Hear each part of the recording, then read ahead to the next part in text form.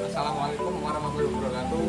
Perkenalkan, nama saya Alfian Fahri dengan NIM 1805520203 dari Fakultas Ekonomi dan Bisnis Program Studi Akuntansi. Di sini saya tidak sendiri, ada teman saya.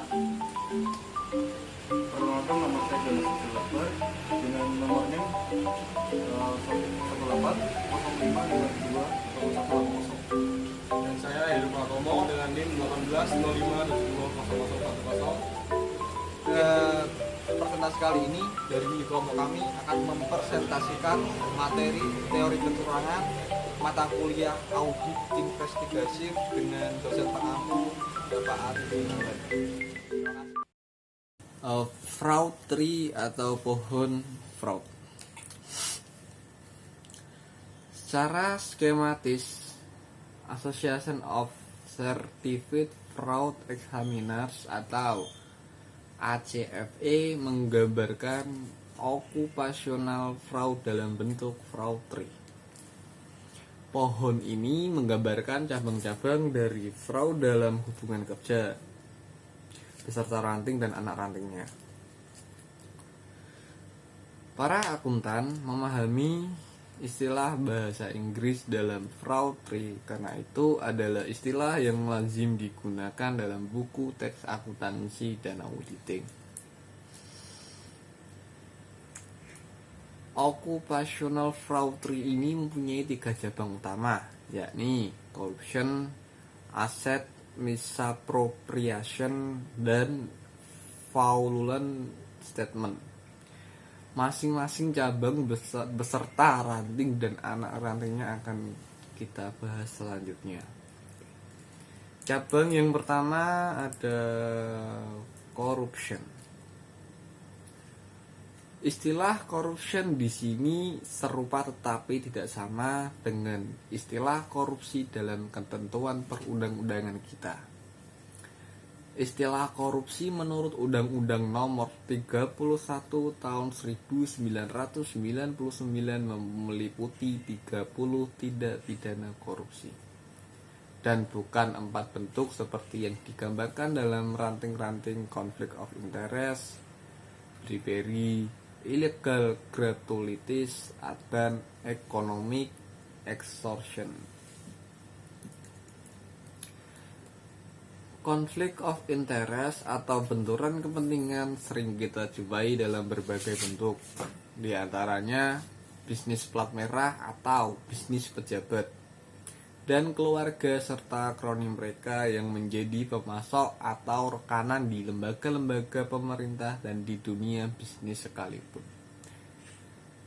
Ciri-ciri atau indikasinya mereka menjadi pemasok antara lain: yang pertama, selama bertahun-tahun, bukan saja selama pejabat tersebut berkuasa, melalui kontrak jangka panjang, bisnis berjalan terus meskipun pejabat tersebut sudah lengser.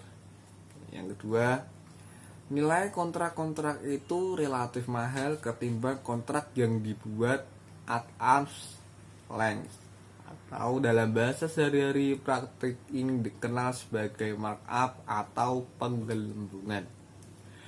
Istilah markup sendiri sebenarnya kurang tepat karena baik markup maupun markdown merupakan bagian dari praktek bisnis yang sehat. Yang ketiga, para rekanan ini meskipun hanya segelintir menguasai pangsa pembelian yang relatif sangat besar di lembaga tersebut. Yang keempat, meskipun rekanan ini keluar sebagai pemenang dalam proses tender yang resmi, namun kemenangannya dicapai dengan cara-cara yang tidak wajar. Yang kelima, hubungan antara penjual dan pembeli lebih dari hubungan bisnis.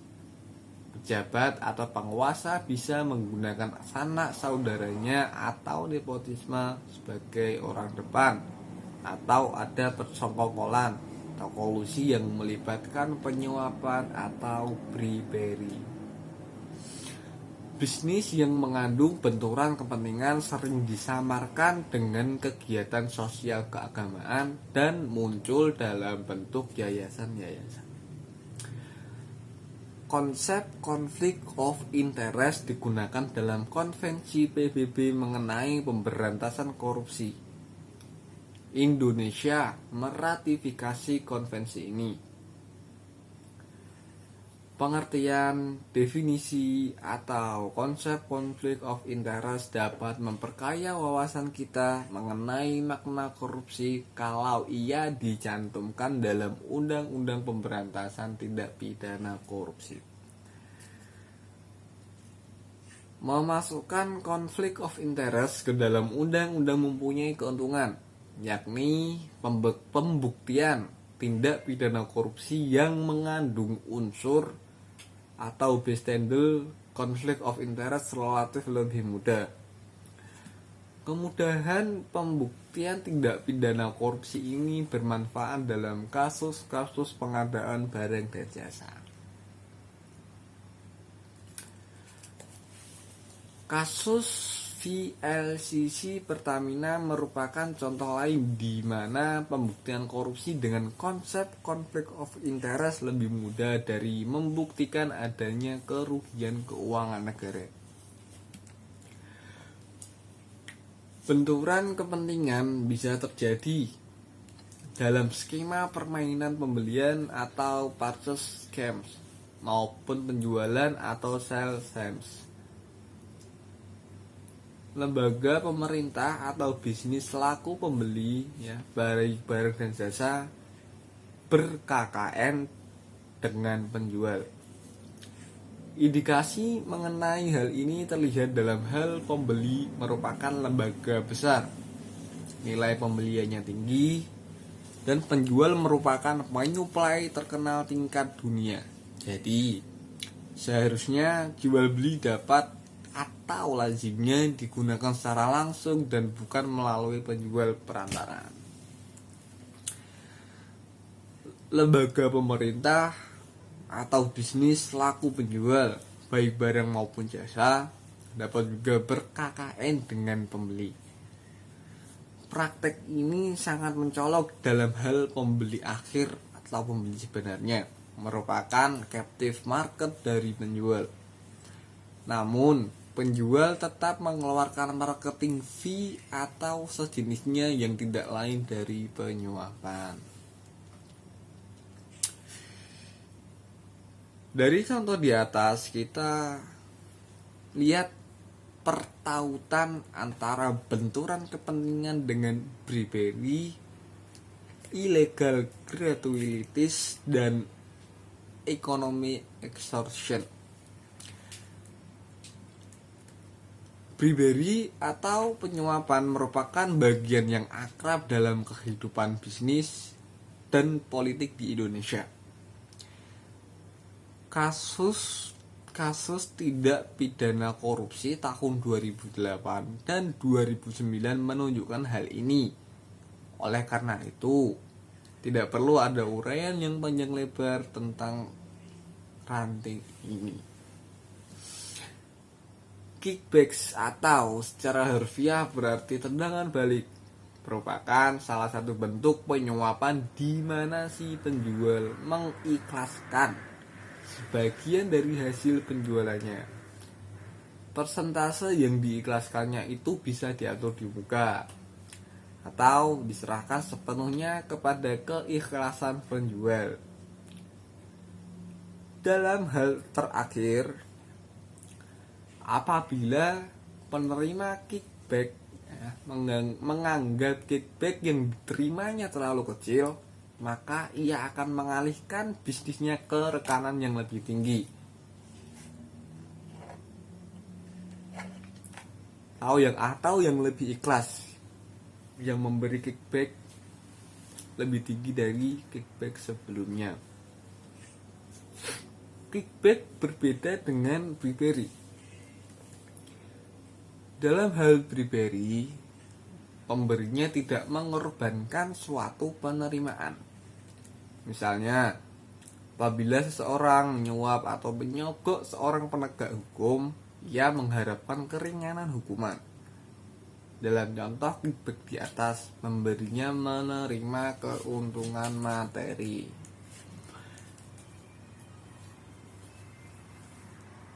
Dalam hal kickback, si pembuat keputusan atau yang dapat mempengaruhi pembuat keputusan dapat mengancam sang rekanan.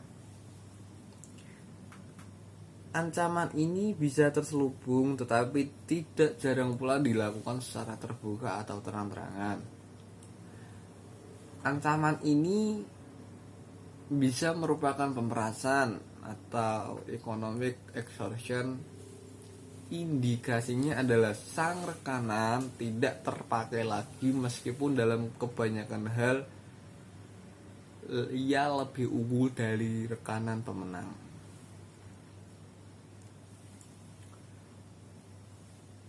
Illegal gratuities adalah pemberian atau hadiah yang merupakan bentuk terselubung dari penyuapan. Dalam kasus korupsi di Indonesia, kita melihat hal ini dalam bentuk hadiah perkawinan, hadiah ulang tahun, hadiah perpisahan, hadiah kenaikan pangkat dan jabatan, dan lain-lain yang diberikan kepada pejabat. Oke, selanjutnya ada asset misappropriation. Aset misappropriation atau pengambilan aset secara ilegal dalam bahasa sehari-hari disebut mencuri. Namun dalam istilah hukum, mengambil aset secara ilegal atau tidak sah atau melawan hukum yang dilakukan oleh seseorang yang diberi wewenang untuk mengelola atau mengawasi aset tersebut disebut menggelapkan. Istilah pencurian dalam fraud disebut larceny. Istilah penggelapan dalam bahasa Inggrisnya adalah embezzlement. Contoh, pencurian barang di gudang oleh kepala gudang disebut embezzlement.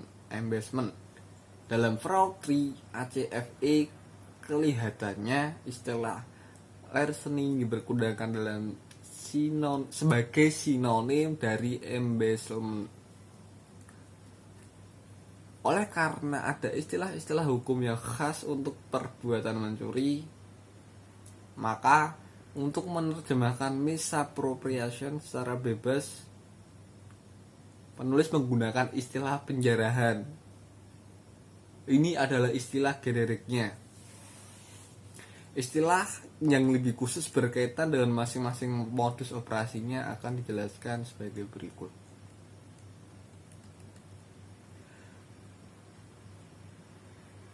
Hal yang sering menjadi sasaran penjarahan adalah uang, baik di kas maupun di bank.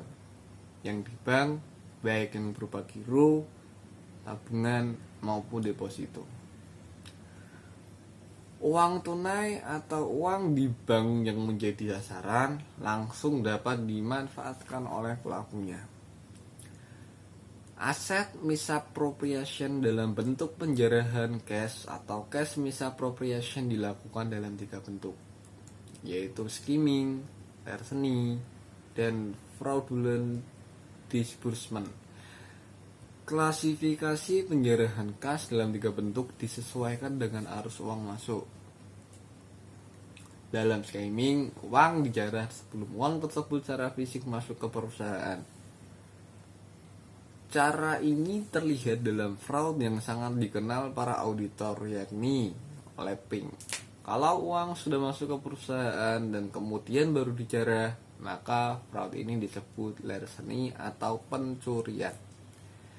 Sekali arus uang sudah terekam dalam atau sudah masuk ke sistem, maka penjarahan ini disebut fraudulent disbursement yang lebih dekat dengan istilah penggelapan dalam bahasa Indonesia. Dari penjelasan di atas, kita mengenal satu bentuk lain, yakni penjarahan atau dana-dana yang tidak masuk ke perusahaan secara fisik atau secara administratif. Dana-dana ini dihimpun dari berbagai sumber, misalnya komisi resmi dari perusahaan asuransi atau kickback dari penyuplai. Dana-dana ini disebut dana taktis, dalam bahasa Belanda tactische fonds, dalam bahasa Inggris slash funds. Dalam fraud di atas, baik pembentukan maupun pengeluaran dari dana taktis ini didefinisikan sebagai corruption, bukan asset misappropriation. Corruption seperti ini mengandung ciri scamming. Dalam praktik yang khas di Indonesia, kejahatan ini dikerjakan secara bergotong royong dan diketahui secara umum. Bahkan dilegitimasi dalam bentuk sumber penghasilan yayasan kesejahteraan karyawan.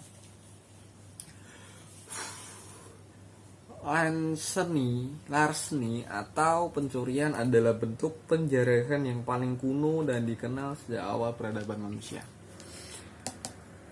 Peluang untuk terjadinya penjarahan jenis ini berkaitan erat dengan lemahnya sistem pengendalian intern, khususnya yang berkaitan dengan perlindungan keselamatan aset atau safeguarding of asset.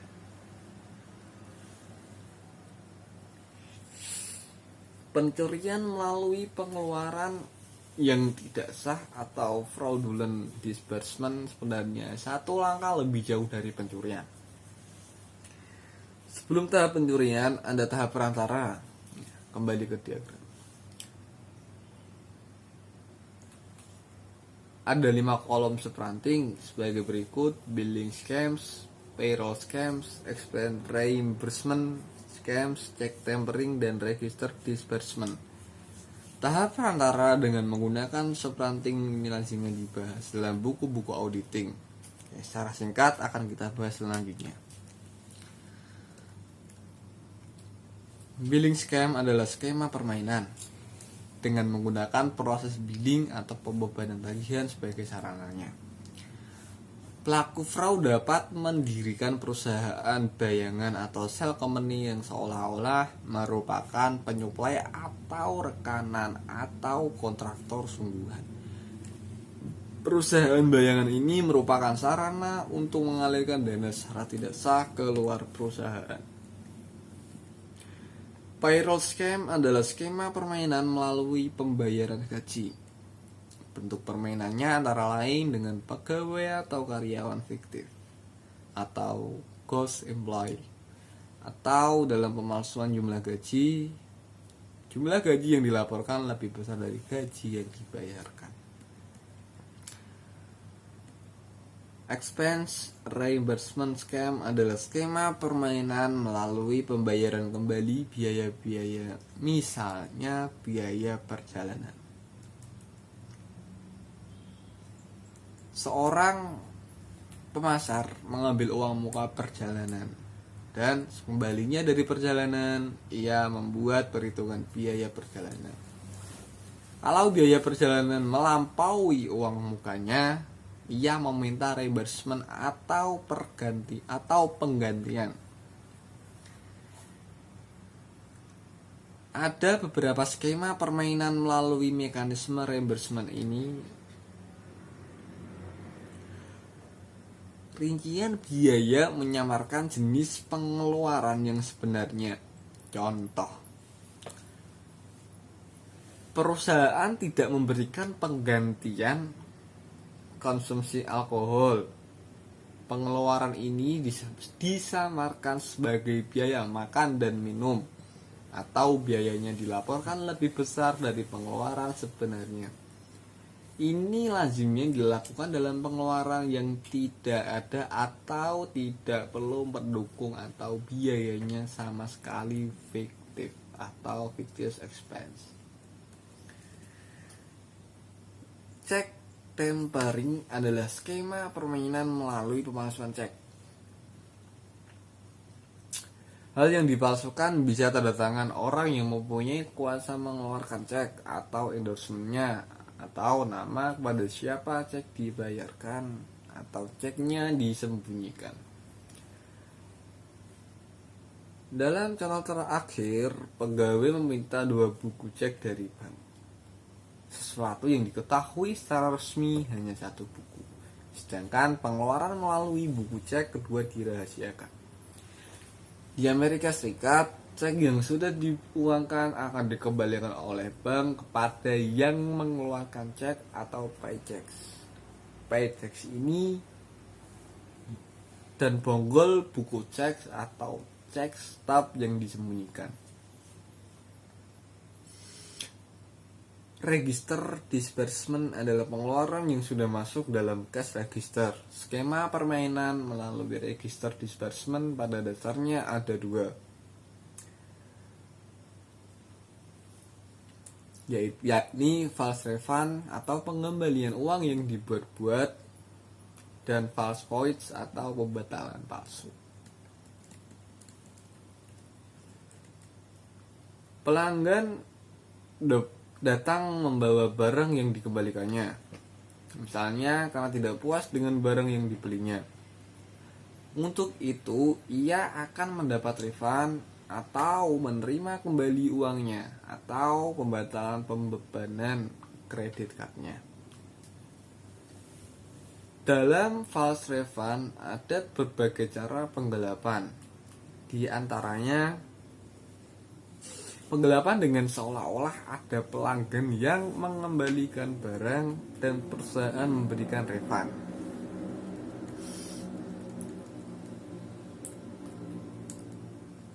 False void hampir sama dengan false refund. Hal yang dipalsukan di sini adalah pembatalan penjualan. Penjualan yang sudah terekam di pita cash register dibatalkan seolah-olah oleh pembeli urung melakukan pembelian. Jumlah yang sudah diterima perusahaan seolah-olah juga dibatalkan.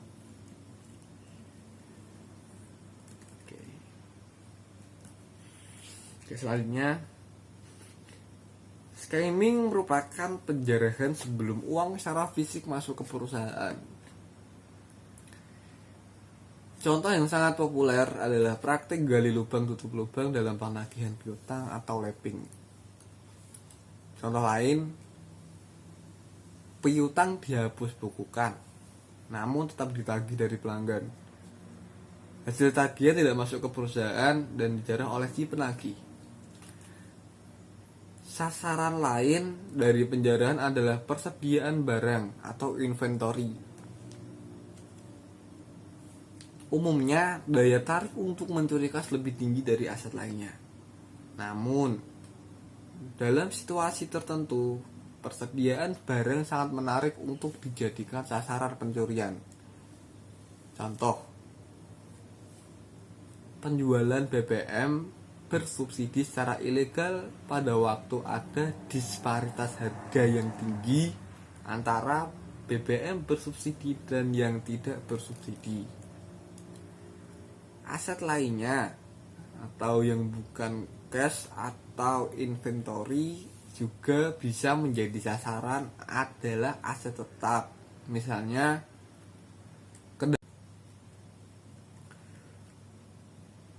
modus operasi dalam penjarahan aset yang bukan uang tunai atau uang di bank adalah misuse dan larceny. Misuse adalah penyalahgunaan, misalnya penggunaan kendaraan bermotor perusahaan atau aset tetap lainnya untuk kepentingan pribadi. Hal ini sangat umum terjadi sehingga seringkali dianggap biasa dan bukan merupakan fraud. Contoh, alat transport, bisa mobil, kapal terbang, atau helikopter perusahaan atau lembaga pemerintah yang dipakai untuk mengangkut barang-barang pribadi atau inventoris kantor atau instansi pemerintah yang dipinjam selama seseorang memegang jabatan dan tidak mengembalikannya sesudah ia tidak lagi menjabat. Selanjutnya ada fraudulent statement. Cabang dan ranting yang menggambar Bahkan fraud yang diberi label fraudulent statement dapat dilihat. Jenis fraud ini sangat dikenal para auditor yang melakukan general audit atau opinion audit. Fraud yang berkenaan dengan penyajian laporan keuangan sangat menjadi perhatian auditor, masyarakat, atau para LSM atau NGO, namun tidak menjadi perhatian akuntan forensik. Ranting pertama menggambarkan fraud dalam penyusun laporan keuangan. Fraud ini berupa salah saji atau misstatement, baik overstatement maupun understatement. Cabang dari ranting ini ada dua. Yang pertama, menyajikan aset atau pendapatan lebih tinggi dari yang sebenarnya. Kedua, menyajikan aset atau pendapatan lebih rendah dari yang sebenarnya. Praktik-praktik ini secara ekstensif dibahas dalam buku-buku auditing dan tidak akan dibahas di sini, khususnya dalam bentuk yang pertama yang terlihat dalam banyak perusahaan publik raksasa di Amerika Serikat seperti Enron. Ketentuan Undang-Undang Sarbanes-Oxley merupakan reaksi yang keras terhadap praktik-praktik ini. Bentuk yang kedua lebih banyak berhubungan dengan laporan keuangan yang disampaikan oleh instansi perpajakan atau instansi bea dan cukai. Ranting kedua menggambarkan fraud dalam menyusun laporan non keuangan. Fraud ini berupa penyampaian laporan non keuangan secara menyesatkan, lebih bagus dari keadaan yang sebenarnya, dan seringkali merupakan pemalsuan atau pemutarbalikan keadaan.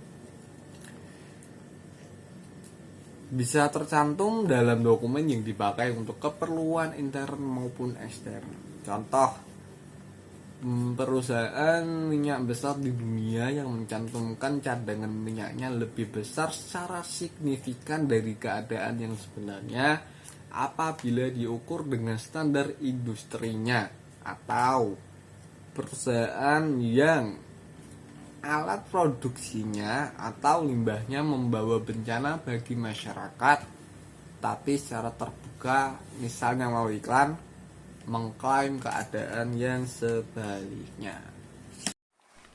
Nah, selanjutnya saya akan menjelaskan mengenai fraud triangle.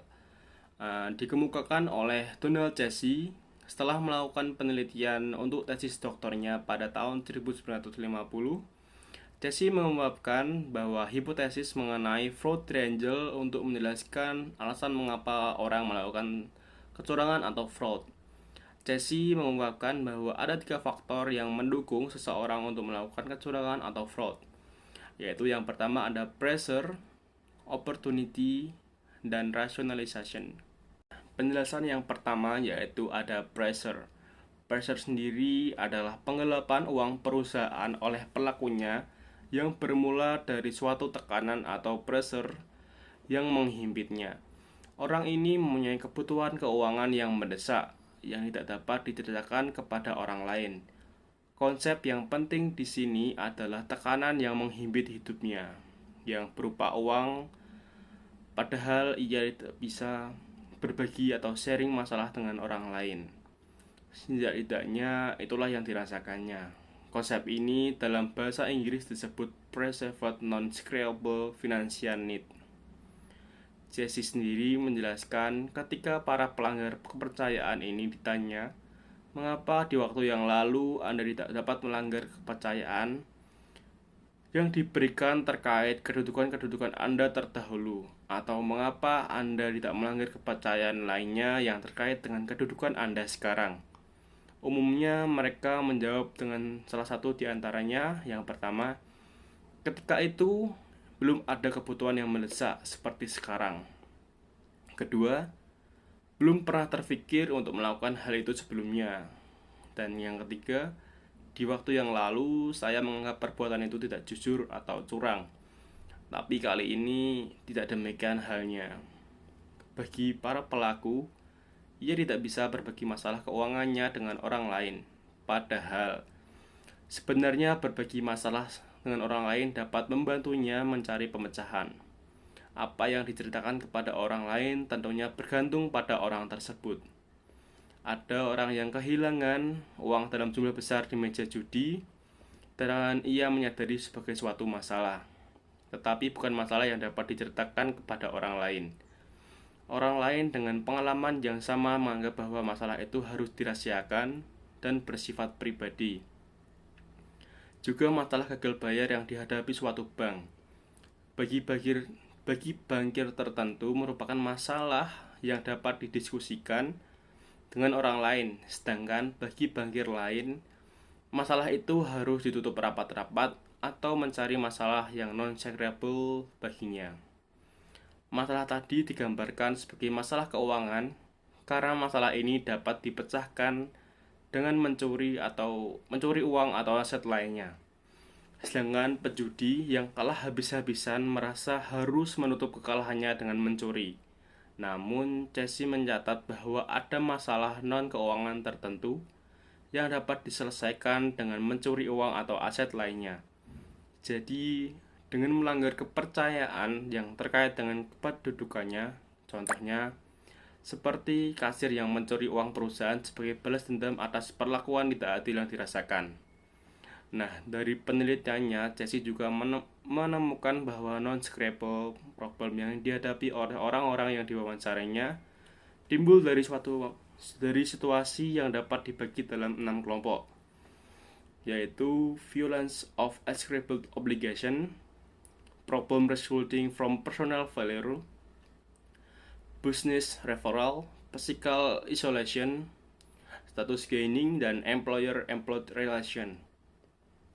Nah, keenam kelompok ini situasi yang disebutkan asosiasi pada dasarnya berkaitan dengan upaya memperoleh status lebih tinggi atau mempertahankan status yang sekarang dipunyai. Dengan lain perkataannya, non-scrapable problem mengancam status orang itu atau merupakan ancaman baginya untuk meningkatkan status yang lebih tinggi dari status yang pada saat ini terjadi. Nah, untuk penjelasannya sendiri, violence of ascribed obligation yaitu suatu kedudukan atau jabatan yang dengan tanggung jawab keuangan pembawa konsekuensi tertentu bagi yang bersangkutan, juga menjadi harapan atas majikannya. Di samping harus jujur, ia menganggap perlu memiliki perilaku tertentu. Banyak lembaga negara dan asosiasi profesi dan bisnis Indonesia merasa perlu menyusun pedoman bagi perilaku pejabat dan anggotanya. Bahkan, keperluan yang lebih mendesak seringkali bukan hanya penyusunan atau pemberian pemahaman kepada yang akan diatur perilakunya, tetapi pada publikasi terhadap masyarakat bahwa kita sudah banyak pedoman perilaku. Tanpa peduli apakah perilakunya akan seperti yang tercantum dalam pedomannya. Orang dalam jabatan seperti itu wajib menghindari perbuatan seperti berjudi, mabuk, penggunaan narkoba, dan perbuatan lain yang merendahkan martabatnya. Inilah kewajiban yang terkait dengan jabatan yang dipercayakan kepadanya. Ini adalah ascribed obligation baginya. Kalau ia menghadapi suatu situasi yang melanggar kewajiban terkait dengan jabatannya, ia merasa masalah yang dihadapinya tidak dapat diungkapkan kepada orang lain. Pengungkapan peristiwa yang bertentangan dengan kewajiban tertentu baginya merupakan pengakuan bahwa perilaku di bawah standar perilaku yang diharapkan daripadanya dalam kedudukan itu tidak setara dengan sikap perwira sejati yang memilih harakiri daripada menghadapi tatapan mata masyarakat terhadap kegagalannya di medan pertempuran. Nah, penjelasan yang berikutnya adalah problem resulting from personal failure. Kegagalan pribadi juga merupakan situasi yang dipersepsikan oleh seseorang yang mempunyai kedudukan serta dipercaya dalam bidang keuangan sebagai kesalahan penggunaan akal sehatnya, dan karena itu menjadi tanggung jawab pribadinya. Chessy sendiri merupakan contoh seseorang pengacara yang kehilangan tabungan hasil kerja kerasnya bertahun-tahun.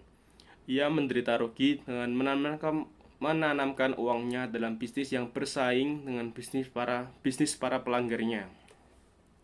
akan mereka yang akan bersedia membantunya.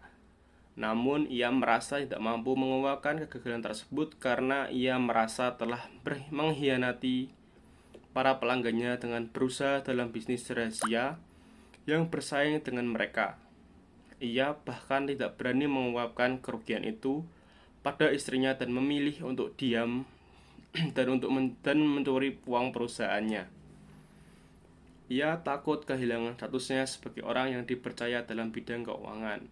Karena itu, ia takut mengakui kegagalannya, sekalipun pada orang-orang yang sesungguhnya dapat membantunya, dan ia memilih untuk mencuri. Kehormatan pada dirinya sendiri menjadi awal kejatuhannya.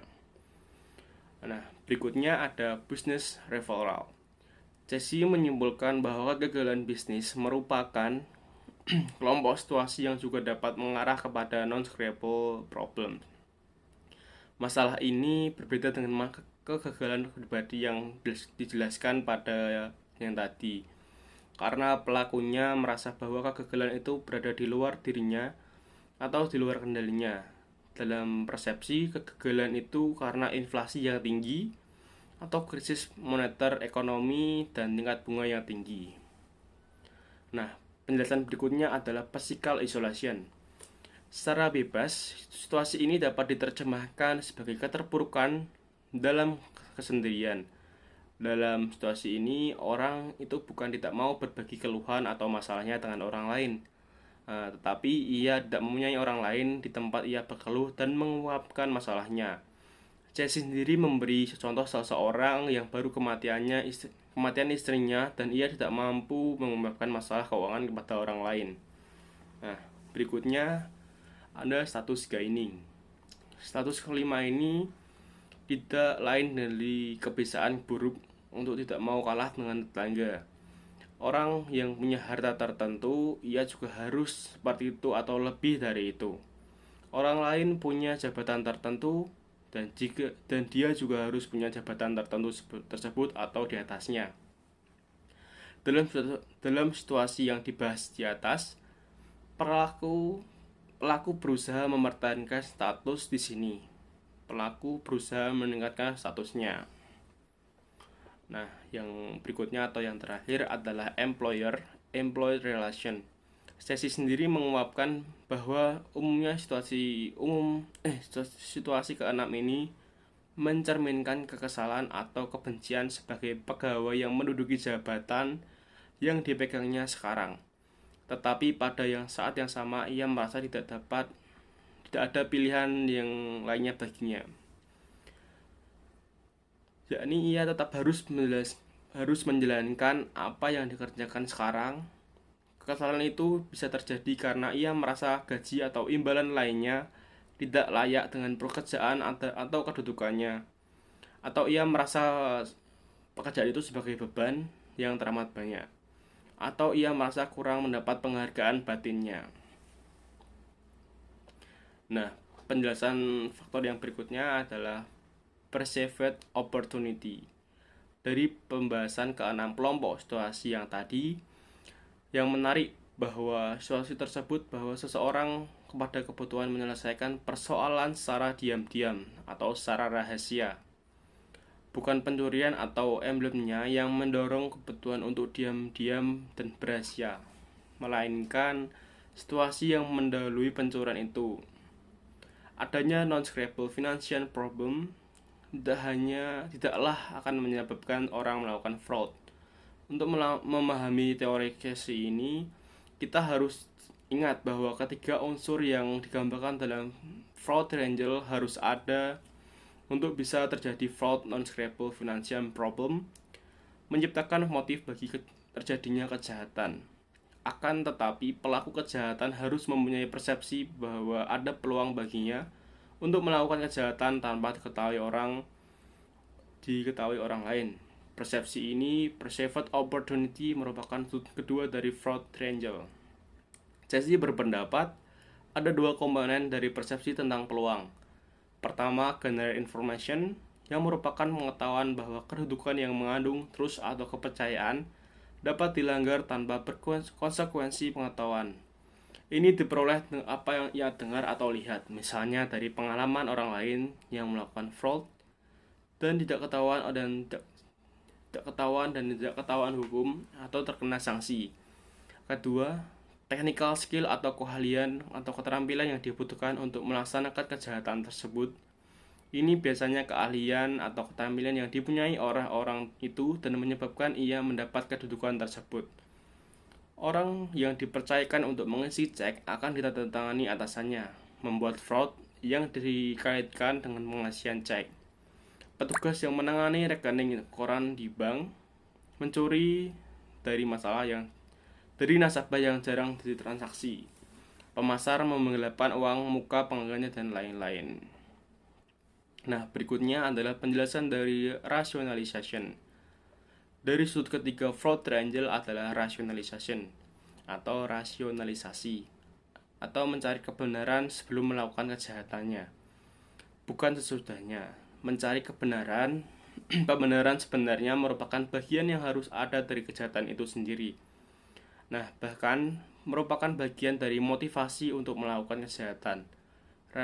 Rasionalisasi diperlukan agar si pelaku dapat mencerna perilakunya yang melawan hukum untuk tetap mempertahankan dirinya sebagai orang yang dipercaya. Setelah kejahatan dilakukan, rasionalisasi ini ditinggalkan karena tidak diperlukan lagi, dan ini naluri ilmiah yang pertama kali manusia akan membuat kejahatan atau pelanggaran. Ada perasaan tidak enak ketika kita mengulangi perbuatan itu menjadi mudah dan selanjutnya menjadi biasa. Ketika akan mencuri uang perusahaan untuk pertama kalinya, pembenarannya adalah nanti kubayar. Sekali lagi, si pelaku akan sukses mencuri secara berulang kali dan ia tidak memerlukan rasionalisasi semacam itu. Model klasik Jesse mampu menjelaskan terjadinya fraud yang berkenaan dengan kedudukan atau jabatan yang tertentu, tapi tentunya tidak semuanya. Para ilmuwan mengatas model Jesse ini, namun mereka belum berhasil mengembangkan aplikasi praktisnya, misalnya dalam menciptakan program pencegahan fraud. Nah, selanjutnya saya akan menjelaskan mengenai teori Ghosn. Untuk teori Ghosn sendiri dikemukakan oleh seseorang pemikir bernama Jack Blunt, di mana terdapat 4 faktor penyebab fraud atau kecurangan. Ghosn sendiri merupakan singkatan dari huruf depan masing-masing faktor yang ia kemukakan, yaitu greed, opportunity, need, dan exposure. Nah, untuk penjelasannya sendiri, greed adalah keinginan untuk selalu memperoleh sebanyak-banyaknya. Nah, untuk pengertian dari opportunity, merupakan suatu keadaan yang bisa datang kapan saja, dan selain itu, peluang sangat bergantung pada tingkat kedudukan seorang jabatan. Semakin tinggi jabatan, semakin besar pula melakukan kecurangannya. Yang berikutnya adalah need. Dapat menjadi faktor penyebab tindak kecurangan pada saat kebutuhan seseorang sangat mendesak. Tuntutan akan pemenuhan kebutuhan ini yang kemudian menjadikan seseorang untuk mengambil jalan pintas dengan bertindak curang. Yang terakhir atau yang keempat adalah exposure, berkaitan dengan hukuman perilaku fraud. Dengan terungkapnya suatu kecurangan dalam perusahaan, tidak menutup kemungkinan terulangnya lagi hal yang sama apabila hukuman atau sanksi yang diberikan itu lemah dan tidak menimbulkan sifat jera. Pada materi selanjutnya ada teori fraud Diamond. Pada tahun 2004 muncul sebuah teori fraud yang diperkenalkan oleh Wolfe dan Hermanson. Teori yang mereka temukan dikenal dengan fraud Diamond Theory. Nah, teori fraud Diamond ini merupakan penyempurnaan dari teori fraud triangle. Nah, teori fraud Diamond menambahkan elemen kapabilitas atau kemampuan atau capability sebagai elemen keempat selain elemen tekanan atau pressure, kesempatan atau opportunity, dan rasionalisasi atau rationalization yang sebelumnya telah dijelaskan dalam teori fraud triangle. Menurut Wolfe dan Hermanson, penipuan atau kecurangan tidak mungkin dapat terjadi tanpa orang yang memiliki kemampuan yang tepat untuk melaksanakan penipuan atau kecurangan tersebut. Nah, kemampuan yang dimaksud adalah sifat individu melakukan penipuan yang mendorong mereka untuk mencari kesempatan dan memanfaatkannya. Peluang menjadi akses masuk untuk melakukan fraud. Tekanan dan rasionalisasi dapat menarik seseorang untuk melakukan fraud. Tetapi orang tersebut harus memiliki kemampuan yang baik untuk mengenali peluang tersebut agar dapat melakukan taktik fraud dengan tepat dan mendapatkan keuntungan yang maksimal. Menurut Tuan Nakota tahun 2010 menjelaskan bahwa terdapat elemen yang yaitu insentif atau pressure atau tekanan, lalu ada opportunity, peluang, dan rationalization atau rasionalisasi. Nah, 3 elemen tersebut dalam teori Fraud Diamond mengalami penambahan elemen, yaitu capability atau kapasitas, atau dalam bahasa Indonesianya sebagai kemampuan. Nah, yang pertama ada insentif atau pressure atau tekanan. Insentif dapat didefinisikan sebagai motif dari perilaku seseorang untuk melakukan penyelewengan karena dipicu oleh adanya dorongan yang dirasakan menurut Arles tahun 2014. Nah, setiap pelaku harus menghadapi beberapa jenis tekanan untuk dapat melakukan penipuan. Tekanan yang dirasakan diartikan sebagai motivasi untuk menuntun pelaku untuk terlibat dalam perilaku yang tidak etis. Tekanan semacam ini dapat terjadi pada semua pihak di semua tingkatan organisasi dan dapat terjadi karena berbagai alasan. Alasannya dapat berupa adanya tekanan finansial, tekanan karena adanya dorongan dari kebiasaan yang buruk, dan tekanan yang berhubungan dengan pekerjaan. Kemudian opportunity atau peluang. Elemen opportunity dalam kaitannya dengan fraud diartikan sebagai suatu keadaan yang memungkinkan seseorang untuk dapat melakukan tindakan yang tidak dibenarkan, seperti tindakan penyelewengan menurut Arles tahun 2014. Nah, peluang bisa terjadi karena dipengaruhi oleh lemahnya pengendalian internal, pengawasan yang kurang terkontrol, atau karena posisi yang strategis. Dengan memanfaatkan suatu kondisi atau posisi tertentu, seseorang dapat dengan leluasa mengatur kepentingan banyak orang. Kemudian ada rationalization, yaitu konsep rasionalisasi menunjukkan bahwa pelaku harus bisa merumuskan beberapa bentuk rasionalisasi yang dapat diterima secara moral sebelum terlibat dalam perilaku yang tidak etis. Menurut Abdullahi Mansor dan Nuhu 2015, rasionalisasi kemungkinan penipu memandang tindakan ilegalnya sebagai suatu tindakan yang dapat diterima. Nah, alasan seperti tergoda untuk melakukan fraud karena merasa rekan kerjanya juga melakukan hal yang sama dan tidak menerima sanksi atas tindakan fraud tersebut bisa menjadi pembenaran dari penyelewengan yang terjadi.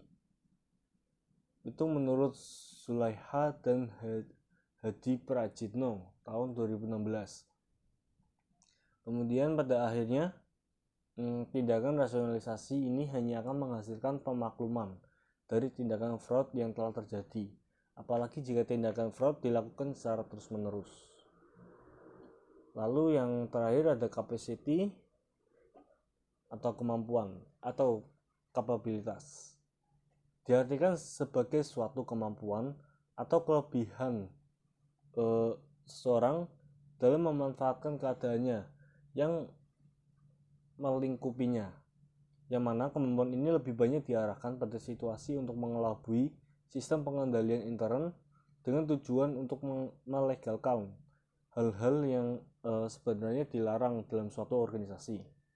Nah, kaitannya dengan teori Fraud Diamond menekankan pada motif untuk melakukan suatu tindakan, baik itu tindakan untuk tetap patuh pada aturan seperti mengikuti SOP atau standar operasional prosedur yang ada atau sebaliknya, menyimpang dari jalur yang sebenarnya.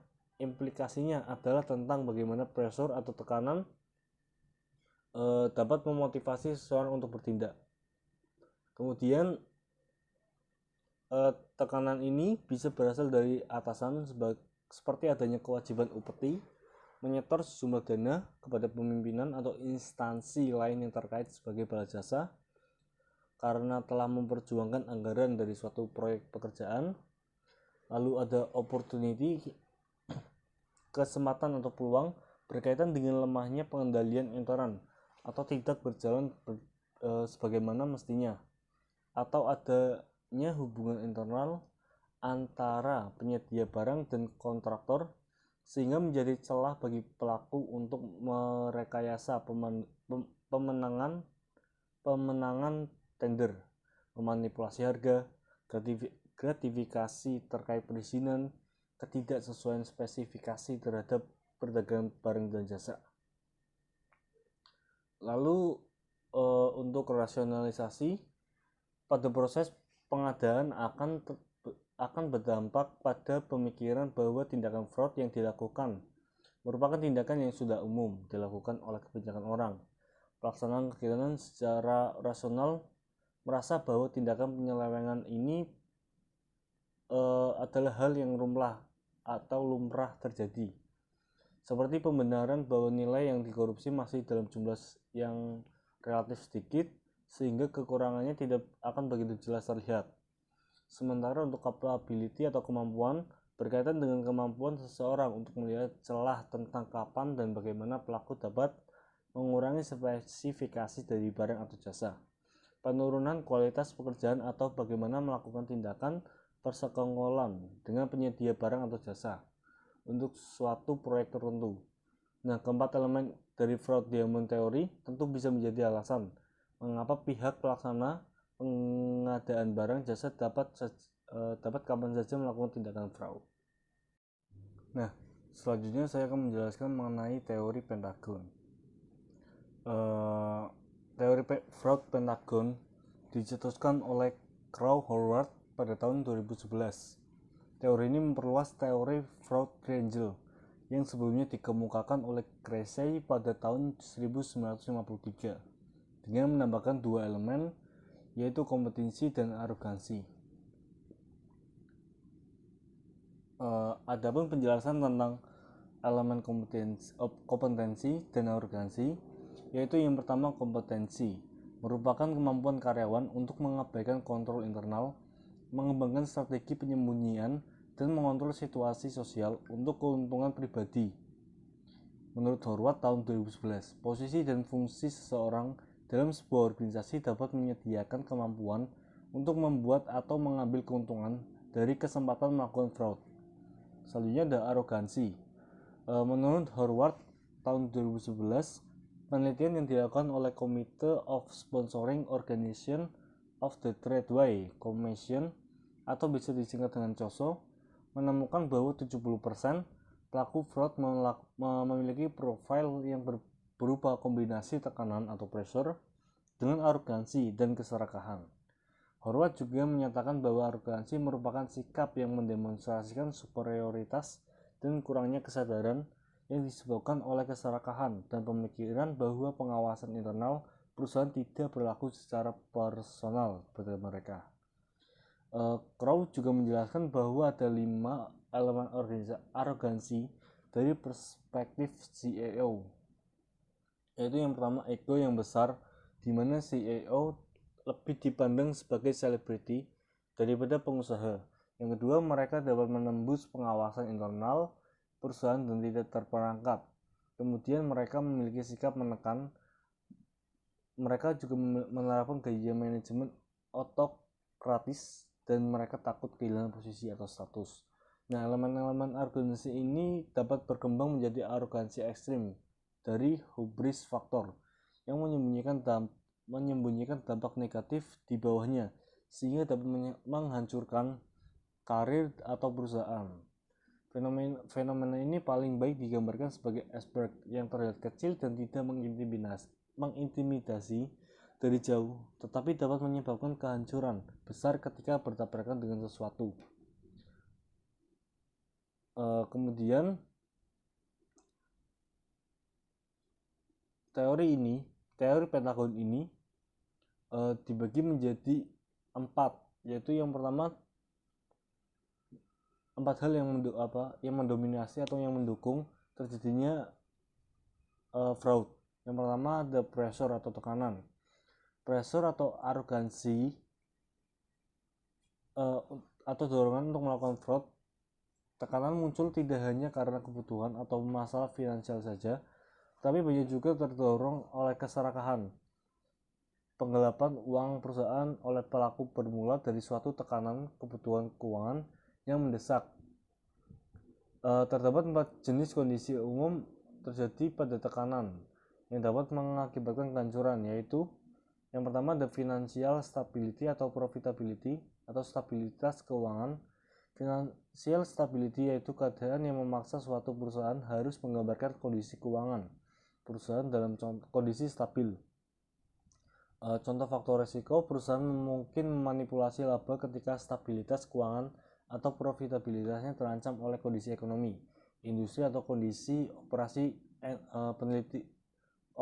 kondisi operasinya. Kemudian yang kedua ada financial target atau target keuangan, yaitu tekanan berlebihan pada manajemen atau personil operasional untuk mencapai target keuangan yang ditetapkan oleh direksi atau manajemen. Contoh faktor resiko, perusahaan mungkin memanipulasi laba untuk memenuhi perakiraan atau tolak ukur para analisis terdapat seperti laba tahun sebelumnya.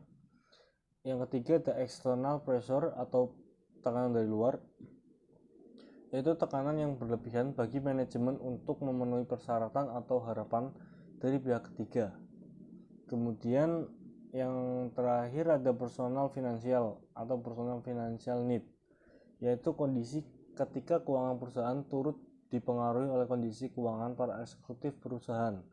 Contoh faktor risiko kepentingan keuangan oleh manajemen yang signifikan dalam entitas manajemen memiliki bagian kompensasi yang signifikan yang bergantung pada pencapaian target yang agresif untuk harga saham, hasil operasi, posisi keuangan, atau arus kas manajemen menjamin harta pribadi untuk utang entitas.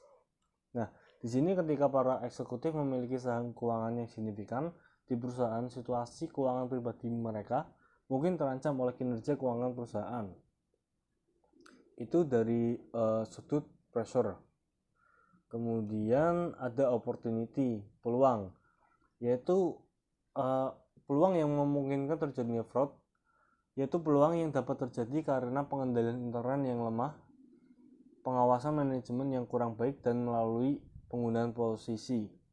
Nah, untuk meminimalisir kemungkinan terjadinya fraud, dapat meningkatkan pengendalian internal serta meningkatkan pengawasan agar laporan keuangan yang tersaji dengan baik. Biasanya adanya pengauditan yang dilakukan oleh KAP. Itu adalah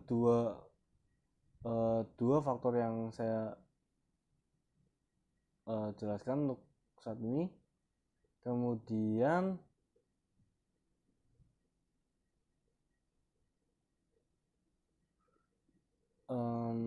lalu ada sifat arogansi, yaitu kesombongan atau kurangnya hati nurani adalah sikap yang superioritas dan hak atau keserakahan dari orang yang percaya bahwa pengendalian intern tidak secara pribadi diterapkan. Kemudian ada kemampuan atau competence, memiliki makna yang sama dengan capability dalam Freud Diamond yang dicetuskan oleh Wolff dan Hermansen. Crow mendefinisikan kompetensi yaitu kemampuan karyawan untuk mengesampingkan pengendalian intern, mengembangkan strategi penyembunyian yang canggih, dan mengendalikan situasi sosial demi keuntungannya dengan menjual kepada orang lain. Kemudian yang terakhir ada rasionalisasi, yaitu adanya suatu sikap atau karakter atau seperangkat nilai-nilai etika yang memungkinkan manajemen atau pegawai untuk melakukan tindakan yang tidak jujur, atau mereka berada dalam suatu lingkungan yang memberikan mereka tekanan yang cukup besar sehingga menyebabkan mereka membenarkan pelaporan keuangan yang tidak benar tersebut. Nah, itu mungkin penjelasan saya mengenai teori Pentagon.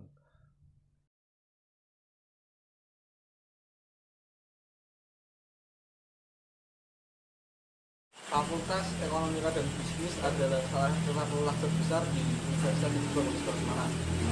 Ada beberapa alasan kenapa kami berkata demikian, karena mahasiswa yang berkuliah di Fakultas Ekonomika dan Bisnis mendapatkan banyak sekali manfaat. Antara lain, kita mendapatkan soft skill, mendapatkan ilmu, bisa mendapatkan dosen-dosen yang berkompeten, dan mahasiswa ADB juga banyak yang bisa melatih skill public speaking-nya.